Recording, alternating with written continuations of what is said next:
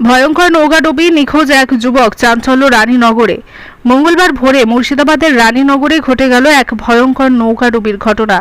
চর শরণদাসপুর কার্গিল ঘাট থেকে অপর পারে যাওয়ার সময় প্রায় 30 থেকে 35 জন কৃষক বোঝাই একটি নৌকা আচমকাই উল্টে যায়। প্রত্যক্ষদর্শীদের দাবি, নৌকায় অতিরিক্ত যাত্রী থাকাতে এই দুর্ঘটনা। ঘটনার পর মুহূর্তের মধ্যেই নদীতে চিৎকার আর হাহাকার শুরু হয়। স্থানীয়রা ঝাঁপিয়ে পড়ে উদ্ধার কাজে। অধিকাংশ যাত্রীকে কোনোভাবে নদী থেকে তোলা সম্ভব হলেও সুজন শেখ নামে এক যুবক এখনও নিখোঁজ রয়েছেন। তাকে খুঁজে পেতে নদীতে নেমে স্থানীয়রা এবং প্রশাসনের কর্মীরা তল্লাশি শুরু করেছেন। মাছ ধরার জাল দিয়ে খোঁজ চালানো হচ্ছে, পাশাপাশি ডুবুরি নামানোর প্রস্তুতিও চলছে।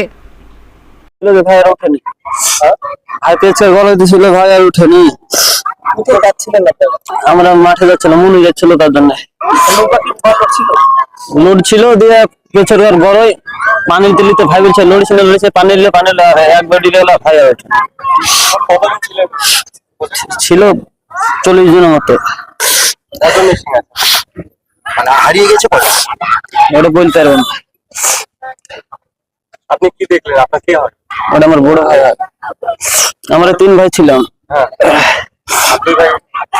ভাই উঠে পড়েছে সাথে। ঘটনা কখন ঘটেছে? 6টা 6:30 হবে। কি মনে হচ্ছে পানি নিয়েছে তার জন্য।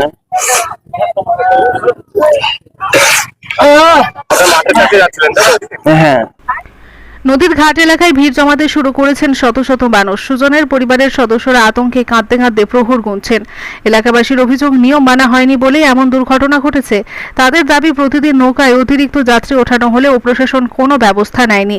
ফলে আজকের ভয়ঙ্কর নৌকাডুবিতে একজনের জীবন হুমকির মুখে পড়েছে। স্থানীয় সূত্রে জানা গিয়েছে মঙ্গলবার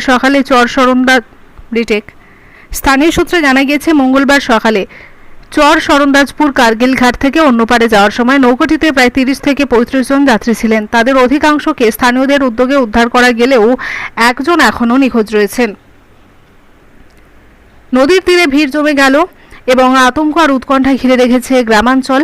পুরো ঘটনার তদন্ত শুরু করেছে পুলিশ এবং প্রশাসনের পক্ষ থেকে আশ্বাস দেওয়া হয়েছে উদ্ধার অভিযানে কোনো ত্রুটি রাখা হবে না। তবে উৎসবের আগে হঠাৎ ঘটে যাওয়া এই নৌকাডুবি গ্রামীণ জীবনে চাঞ্চল্যের পাশাপাশি শোক ও আতঙ্কের ছায়া নেমে এসেছে। এজাজ আহমেদের রিপোর্ট, নতুন পয়গাম।